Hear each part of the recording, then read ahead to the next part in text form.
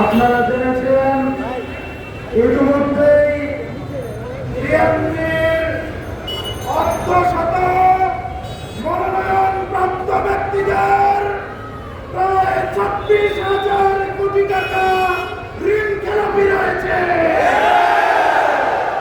আমরা বলে দিতে চাই, যারা ক্ষমতা আসার আগে দেশের অর্থ লুটপাট করে, তারা ক্ষমতায় আসলে দেশের অর্থনীতিকে কোথায় নিয়ে যাবে সেটা বাংলাদেশের মানুষ বুঝে গেছে।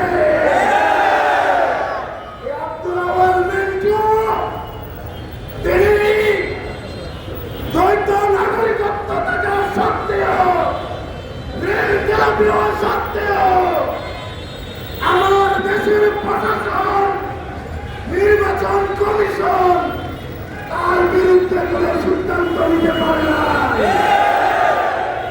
সম্প্রতি আমরা দেখেছি যুক্তরাষ্ট্রের বিশ্বজুড়ে আলোচিত একটি জঘন্য অপরাধী জেফ্রি এপস্টাইনের কয়েক মিলিয়নের সে পৃষ্ঠায় এই আব্দুল আওয়াল মিন্টুর নাম বলিয়েছে।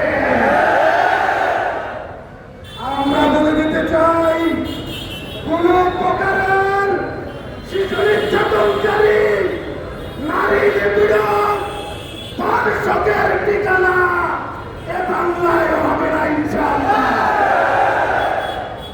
ফেনীতে আমরা দীর্ঘদিন ধরে সহাবস্থান করে আসছি। ছাত্রদল আজকে একটি নোংরা খেলায় মেতেছে।